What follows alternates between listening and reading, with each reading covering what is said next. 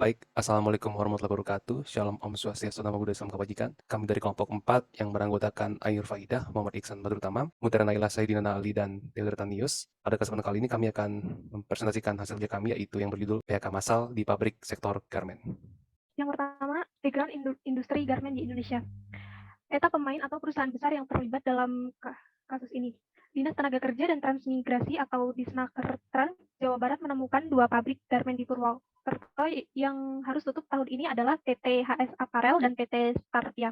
Pada tahun 2021, kedua perusahaan tersebut dilaporkan memiliki 651 karyawan HS Apparel dan 1.553 karyawan Startia. Menurut data Dinas Tenaga Kerja dan Transmigrasi Jawa Barat, Purwakarta memiliki 22 perusahaan tekstil pada tahun 2017. Namun, 1 perusahaan dikabarkan tutup pada tahun yang sama, 2 perusahaan tutup pada 2018, dan 7 pada 2019. Tidak ada penambahan jumlah perusahaan yang tutup dari tahun 2020 hingga 2021. 2 lagi telah ditutup pada tahun ini, yaitu tahun 2022, hingga Purwakarta sekarang memiliki 9 perusahaan pakaian jadi atau garmen yang ditutup. Selain itu juga terdapat 18 perusahaan dari 14 kabupaten atau kota di Jawa Barat. Lokasi industri. Gelombang pemutusan hubungan kerja atau PHK massal dan juga penutupan sejumlah perusahaan industri tekstil dan produk tekstil atau TPT ini terjadi di Jawa Barat atau Jabar.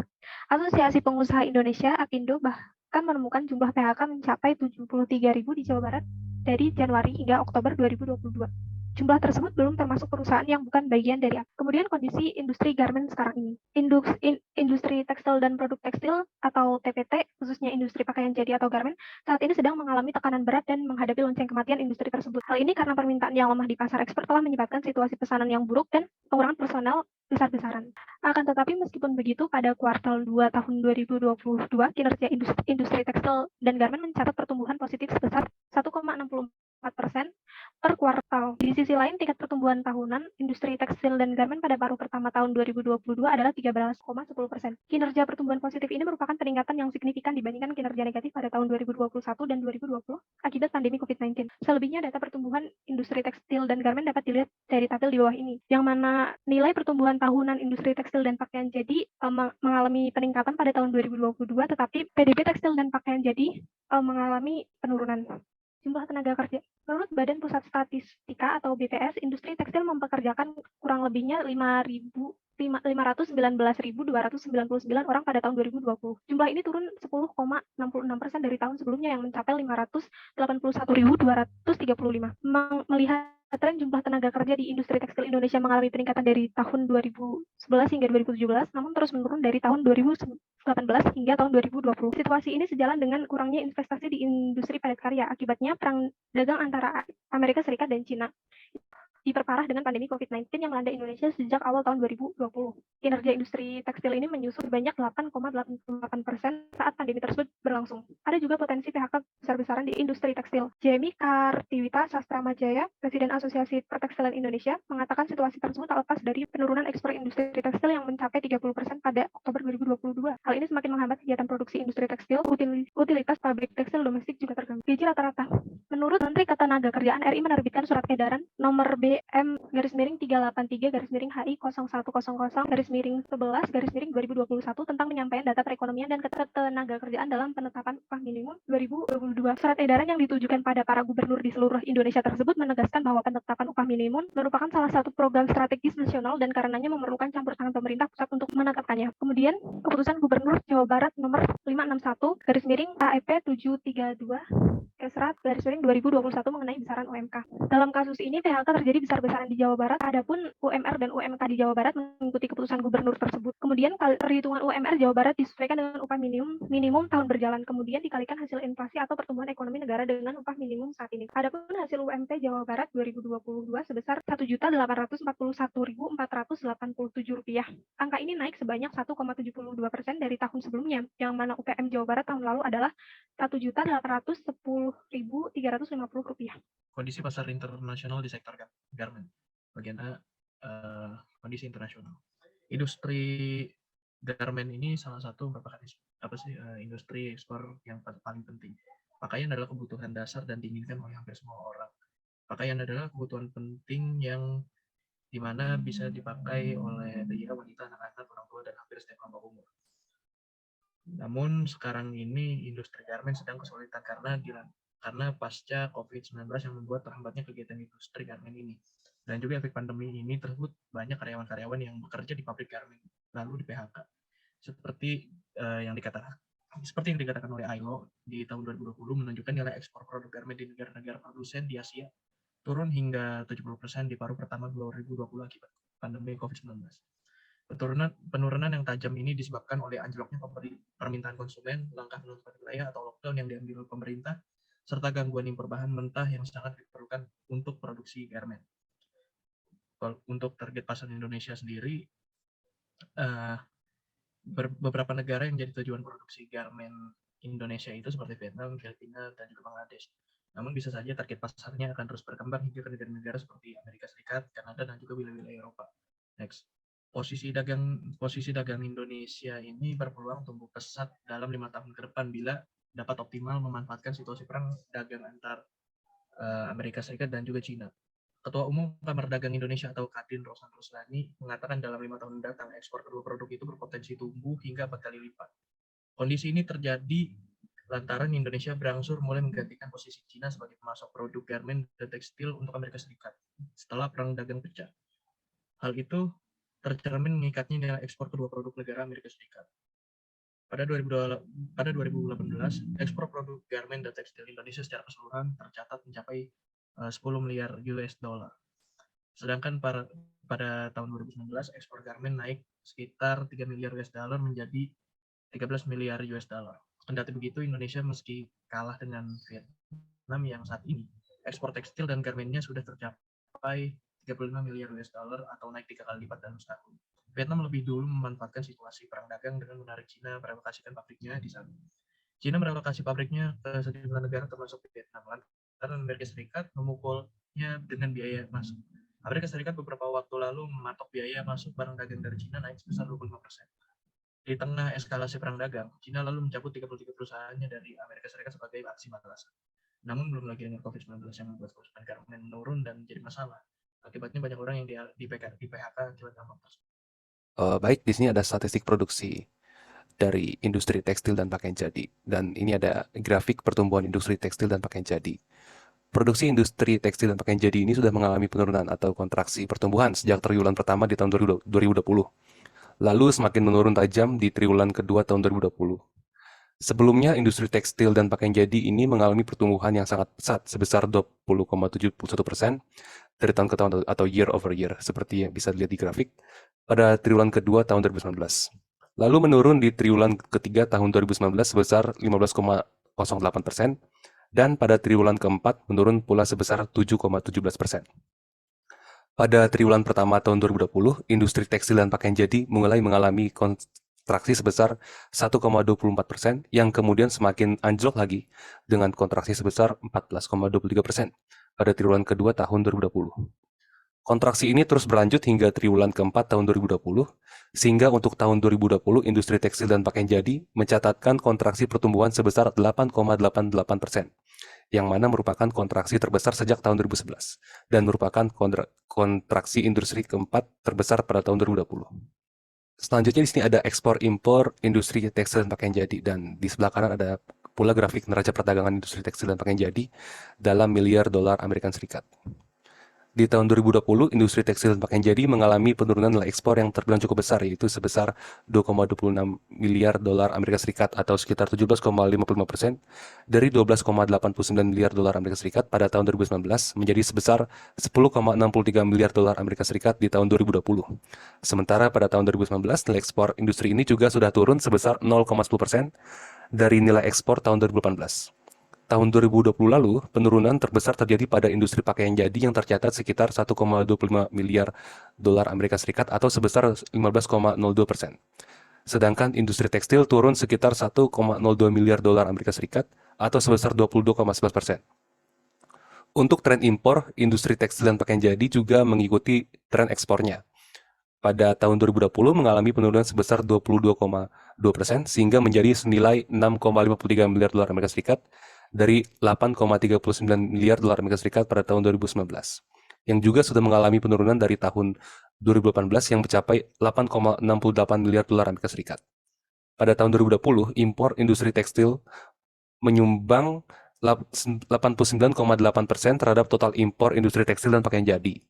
Sedangkan impor pakaian jadi hanya berkontribusi sebesar 10,2%. Penurunan impor pada tahun 2020 disebabkan oleh turunnya impor industri tekstil yang mencapai 1,61 miliar dolar Amerika Serikat atau turun sebesar 21,5%. Sedangkan impor pakaian jadi turun sebesar 254,23 juta dolar Amerika Serikat atau sebesar 27,6%. Baik, ini ada rantai pasok dari industri tekstil dan produk tekstil, bisa dilihat di bagian sebelah kanan. Baik, di sini ada titik permasalahan, titik permasalahan internal. Pada tahun 2019, Garmen berkontribusi hingga 5,4% terhadap produk domestik bruto atau PDB negara Indonesia. Namun, pada akhir ini, banyak sekali pabrik garmen yang hengkang dari Indonesia. Hengkangnya pabrik garmen dari Indonesia tentu ada penyebabnya. Berikut merupakan titik permasalahan internal yang menyebabkan hengkangnya pabrik garmen di Indonesia. 1. Beratnya kebijakan upah yang berlaku di Indonesia, khususnya di Provinsi DKI Jakarta. Menurut Wakil Ketua Asosiasi Korean Garment Indonesia, yaitu Eung Sik, perusahaan-perusahaan garment tersebut berkeberatan dengan adanya kebijakan upah minimum sektoral yang diterapkan oleh pemerintah Provinsi DKI Jakarta. Bambang Haryanto sebagai pengurus Human Research Development atau HRD Klub Kawasan Berikat Cakung juga mengatakan bahwa mereka berkeberatan jika industri garment ditetapkan sebagai industri unggulan sehingga dikenai kebijakan upah sektoral. Menurutnya saat ini belum ditentukan proporsi upah sektoral industri garmen dari upah minimum. Tetapi ada rencana upah sektoral akan ditetapkan 7% dari angka upah minimum daerah Provinsi DKI Jakarta sebesar Rp1.529.000. Bambang menyatakan bahwa jangkauan upah sektoral untuk memenuhi upah minimum saja mereka sudah berat. Mereka juga berkeberatan atas peraturan Menteri Keuangan yang melanggar kegiatan kontra di kawasan berikat, yang mana peraturan ini dianggap mencerminkan iklim industri yang kondusif. 2. Masyarakat cenderung memprioritaskan belanja kebutuhan dasar. Pada survei yang dilakukan oleh Bank Indonesia, menunjukkan bahwa terdapat pukulan yang dalam untuk penjualan eceran sandang dibandingkan kelompok lain selama periode Februari hingga Desember 2020. Yang tercermin dari Indeks Penjualan Retail atau IRL, analisis dari Indonesia Exim Bank Institute pada Januari 2021 menyebut penurunan indeks penjualan real di beberapa subkelompok barang, termasuk pakaian pada Desember 2020 disebabkan belum adanya peningkatan aktivitas ekonomi. 3. Adanya pandemi COVID-19.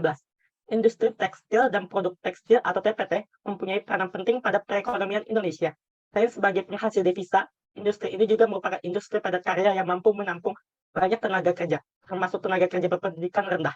Namun dengan seiring berjalannya waktu, industri ini mengalami pasang surut pertumbuhan yang tidak saja terkait dengan masalah daya saing, akan tetapi juga dengan berbagai regulasi yang harus dihadapi, baik itu dalam negeri ataupun di luar negeri.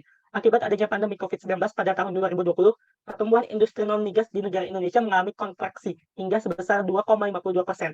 Sementara pada tahun 2019, pertumbuhan industri ini mempunyai pertumbuhan positif sebesar 4,34%. Terjadinya kontraksi pertumbuhan industri non-migas pada tahun 2020 diakibatkan karena terjadinya kontraksi pertumbuhan pada berbagai kelompok industri, pada sebagian besar kelompok industri. Dari total 15 kelompok industri, sebanyak 11 kelompok industri mengalami pertumbuhan negatif atau konstruksi, dan hanya 4 kelompok industri yang mencatatkan pertumbuhan positif. Dan dari 4 industri yang mengalami pertumbuhan positif tersebut, ada 2 kelompok industri yang mengalami perlambatan pertumbuhan secara sangat berarti, dan ada 2 kelompok industri lainnya mengalami kenaikan pertumbuhan. Industri tersebut yaitu industri kimia, farmasi, dan obat tradisional, serta industri logam dasar. Namun, melemahnya kembali kinerja dari industri tekstil dan pakaian tidak dapat dikatakan semata-mata disebabkan oleh pandemi COVID-19, karena kontraksi pertumbuhan pada industri ini sudah terjadi dari sejak triwulan 1 2020, dan kontraksi pertumbuhan industri ini semakin membesar pada triwulan 2 2020 yang menyebabkan pada tutupnya sebagian pabrik-pabrik dan dirumahkannya para tenaga kerja. 4.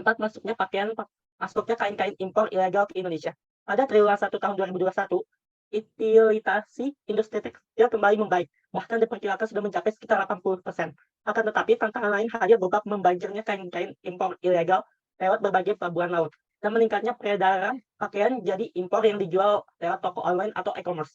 Oleh sebab itu, kondisi industri tekstil dan produk tekstil atau TPT di Indonesia saat ini tidak hanya kesulitan untuk meningkatkan pangsa pasar ekspor agar lebih luas, namun juga menghadapi penurunan serapan pasar domestik dikarenakan kalah bersaing dengan produk impor. B. Titik permasalahan eksternal atau kondisi global. Melemahnya permintaan pasar ekspor terhadap produk tekstil.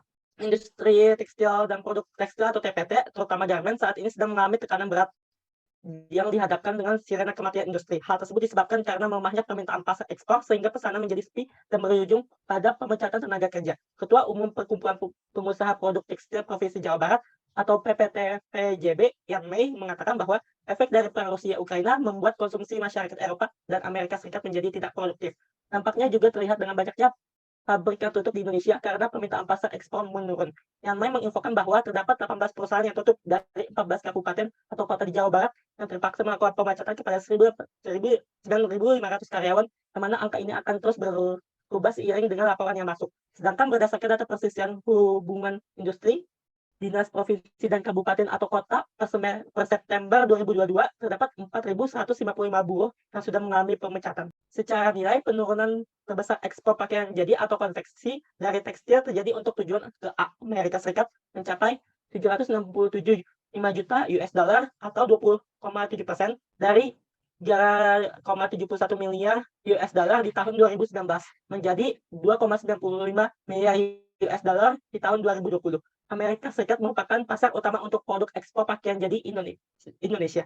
Penurunan pada tahun 2020 ini juga sejalan dengan menurunnya permintaan dari Amerika Serikat yang ditunjukkan dengan terjadinya penurunan volume ekspor pakaian jadi atau konveksi dari tekstil sebesar 28,2 juta ton. Lemahnya penjualan retail di awal pandemi diduga kuat menjadi alasan turunnya permintaan pada pakaian jadi. Penurunan juga terjadi untuk ekspor ke Jepang senilai 92,5 juta US$ atau 13,2% di tahun 2020. Walaupun penurunan ekspor pakaian jadi atau konveksi dari tekstil ke Jepang tidak sebesar Amerika Serikat, akan tetapi Jepang juga merupakan salah satu pasar terbesar. Tentunya akan sangat mempengaruhi kinerja ekspor pakaian jadi secara keseluruhan. Selanjutnya adalah analisa permasalahan.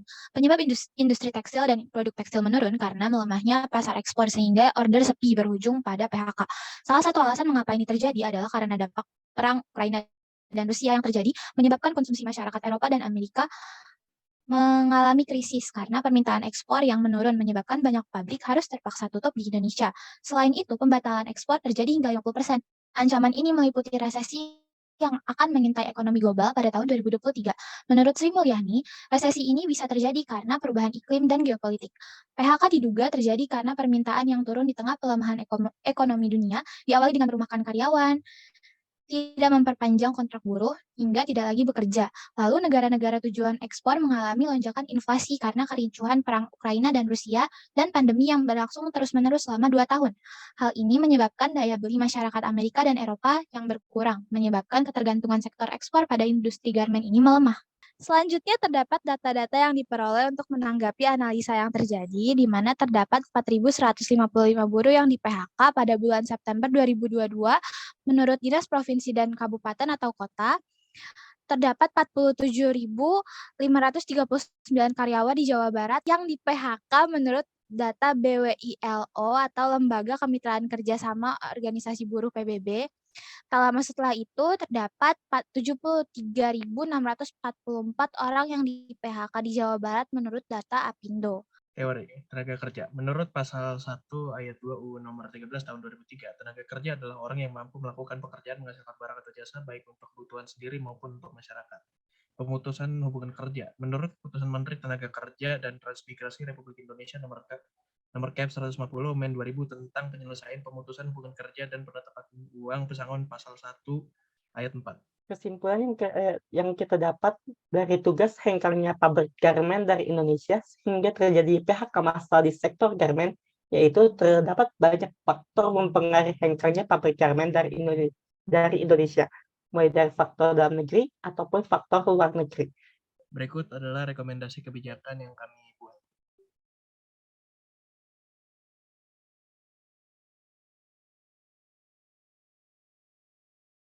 Baik, sekian presentasi dari kelompok kami dalam memenuhi UTS Ekonomi Politik Global. Kurang lebih mohon maaf, terima kasih, dan sampai jumpa kembali.